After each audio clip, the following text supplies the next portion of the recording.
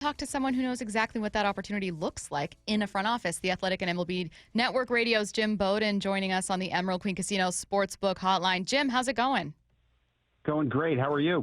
Fantastic. I mean, it's a little bittersweet. You watched Cal Raleigh make history yesterday for the Mariners, and then obviously it comes in a loss. We're interested in talking about Cal, but very, very interested in talking to you about the trade deadline. My first question is, when you're looking at the market as it exists today with expanded playoffs, what kind of challenges are GMs facing when more teams think they can make the playoffs?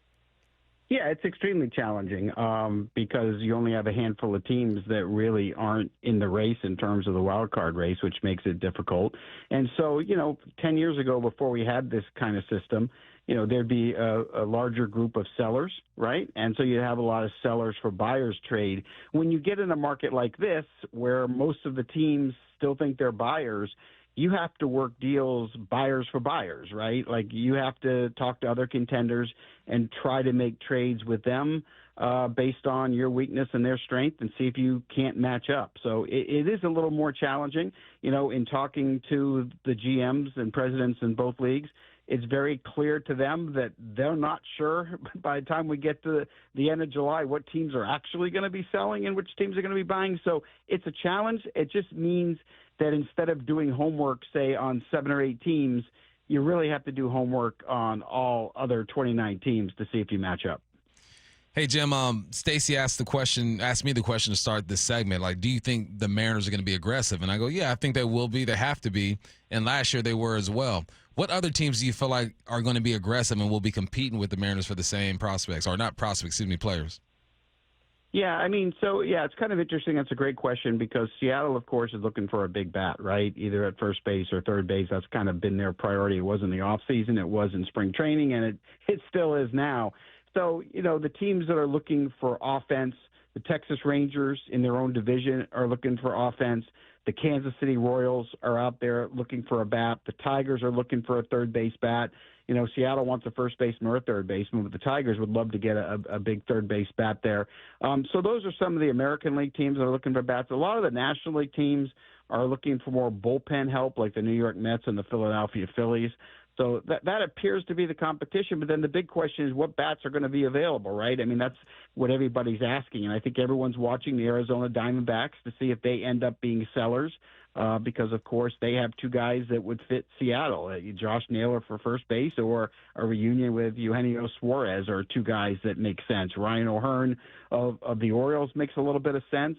I'm not sure if Jarren Duran is in the mix with Seattle, but I know he's a player that both the Padres and Phillies are looking at. So there are bats that are going to be available, but I think, we're going to know more in a couple of weeks. I think all the GMs and presidents right now are trying to get through the draft and the All-Star weekend. And I think once that's over at the end of next week, then they're going to start focusing on the trades more seriously. Jim, I know that this is, like you said, subject to change after not just the draft, but as we go over the next, week or so here. That being said, right. Based on what you're hearing about the Diamondbacks, what's your gut tell you about whether or not Suarez actually gets moved, even if it's like a percentage shot? Is it 50-50? Unlikely. What are you feeling? Yeah, I'm feeling like the Diamondbacks will get to the deadline and realize their best play is going to be to move them. As long as they're not really in striking distance of the playoffs, they have 4 players that are going to be impending free agents, right? So Suarez, Josh Naylor, and then pitchers Zach Gallen and Merrill Kelly. When you have a seller's market like this, you can really do well in bringing back a return. And I think if you don't think you're going to make the playoffs this year, why wouldn't you trade those 4 guys and then try to sign them again in the offseason where you get the best of both worlds? Maybe you get 8 prospects for those 4 guys and then turn around and sign 2 or 3 of them in the offseason after they've tested free agency. I think it's a win-win for Arizona. So I kind of feel like it's going to depend on how they play after the All-Star break. But if they get out after the All-Star break and don't start to show a lot of improvement, I kind of feel like that's the direction they need to go and will go. Another concern for this team, right? You want to bat, you want to add some power, but as we get deeper into this first half, as it almost closes, right? It's the arms out of the bullpen. We're a little shaky right now. Sometimes they perform great. You can always depend on Brash and Munoz, but it's been up and down for everyone else. Is there an arm you think that the Imps could target? Yeah, there's a lot of good relief pitching that people are talking about that are going to be dangled out there, which is interesting. If the Red Sox sell, they're going to move Aroldis Chapman, who's having an unbelievable year for them. We got other big names. We keep hearing the Guardians are going to move Emmanuel Clase if they can get the right offense coming back. And the one thing the Mariners have is they have a lot of prospects. I mean, their cabinet is as full as any contending team, so they have what Cleveland would want for him. I think at some point if we get to the deadline, Mike Elias in Baltimore will see what he can get for Felix Bautista, another guy that could be available. We're waiting to see what the Cardinals do with Ryan Helsley.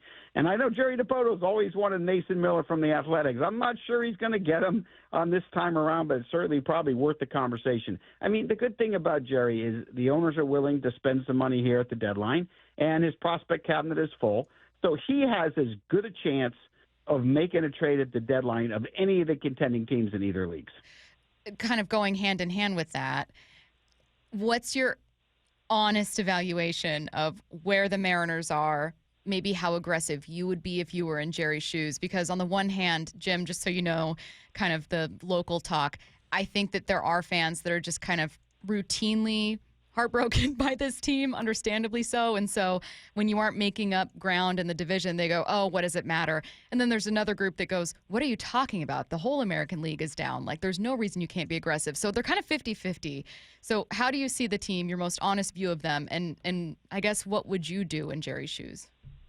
Yeah, I'm not 50-50. I'm 100% pedal to the metal. Great. And I want to take advantage of this window that has the starting pitching and the closer that can run the table in October. And 2 years ago, I sat there covering the World Series watching two wild card teams, the Arizona Diamondbacks and the Texas Rangers in the World Series, as the Rangers won the World Championship.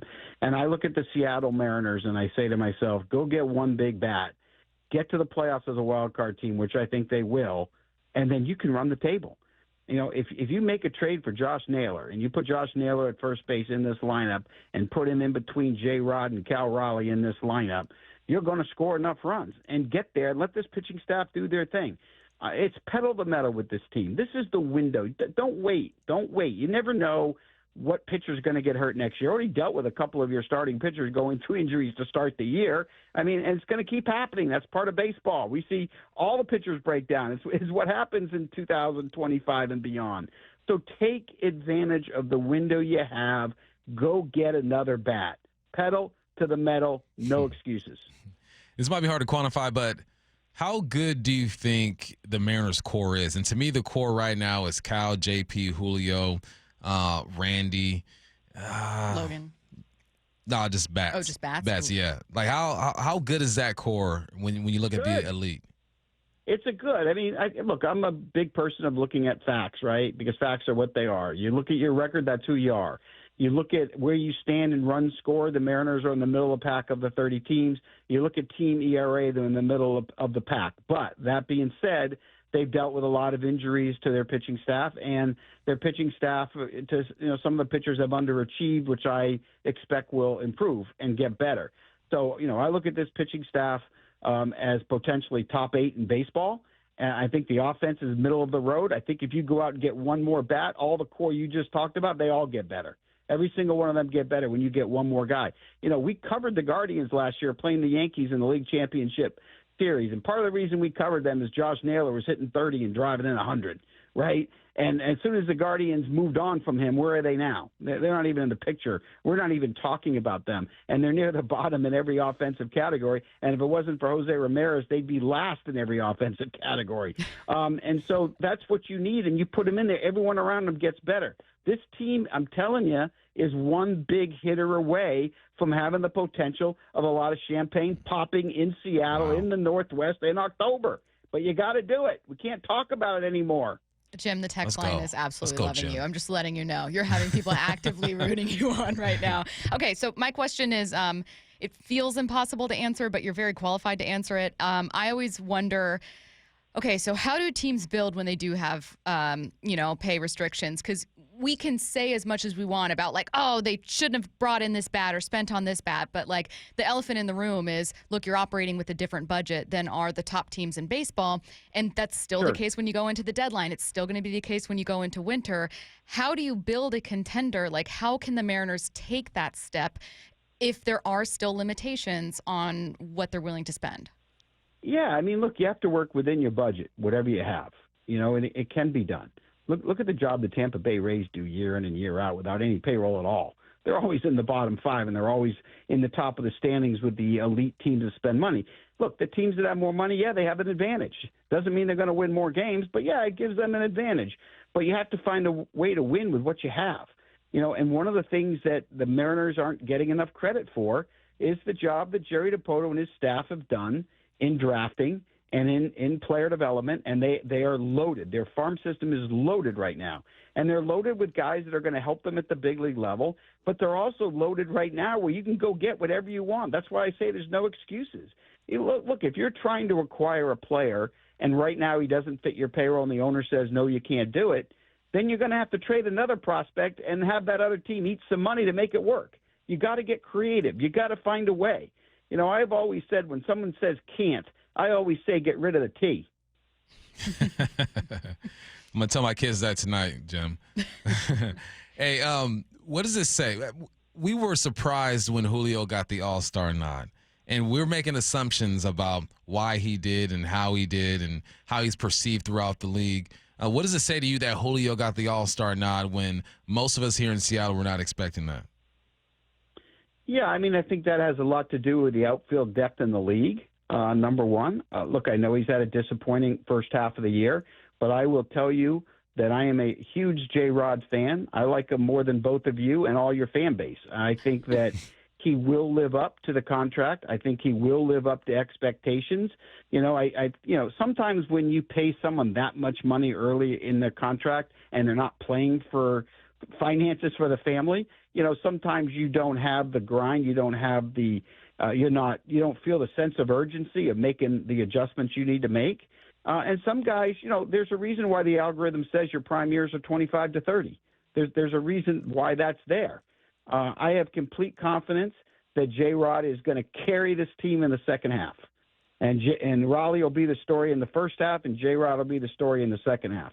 I'm not worried about him. And that's part of the reason he's on this All-Star team, because the rest of baseball and the fans and the media, we understand what his potential is. We just haven't gotten there yet. But he will. He'll get there. What do you see? It feels stupid to say what do you see from him because it's what every single scout and executive saw from him, and it's what made him a top prospect. But do you feel like it's like, no, he's just on the verge? I'm talking one or two tweaks, and he's got like every tool. Like, is that how you see him still? Yeah, I mean, look, I think a lot of baseball is what's between the ears. It's not the physical talent. So I think when we look at Julio Rodriguez, the one thing we know is that the physical talent is there to be a superstar. The physical talent is there to be a 40 home run, 40 stolen base type of player. That is what the potential is. Now, I don't know if he presses. I don't know what goes on. I know that he's a 3-4 WAR player right now. I get all that. And I know 11 homers and 15 steals isn't what we expected. But still, it's going to be very easy to do the 2020 thing, worst case scenario, right? But, sometimes, again, and I don't mean to keep pounding the table on this, but I'm going to, just for the sake of it. Yeah. He's 24 years old. He won't turn 25 until the end of December. There's a reason. The algorithms say 25 to 30. They don't say 21 to 26 or 22 to 28. We're talking about 30 years of data that screams that's when the players get there. So, I'm sorry that it hasn't happened so far this year. Perhaps it's when he gets to that magic age of 25. Sometimes it takes maturity. Sometimes it takes something that clicks, and he is a power hitter. Now, Edgar Martinez is the lead voice for him, and Edgar's, a batting average guy, an on-base guy, right? Work the count, go the other way, all those kinds of things. And Julio's going to have to find that happy balance between the two.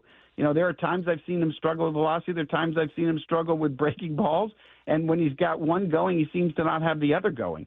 So I don't know if that's between the ears or what it is. But, again, I have to keep screaming, have patience, take your time, and you're going to end up by the end of this contract, which I believe will end with player options 30 to 34. I think you'll find at the very end he might even opt out because he'll surpass this contract. Great stuff. The Athletic and MLB Network Radio's Jim Bowden. Jim, thank you so much for your time. We appreciate it. Thanks, Jim. Thanks for having me on. Appreciate you guys. Have a good one.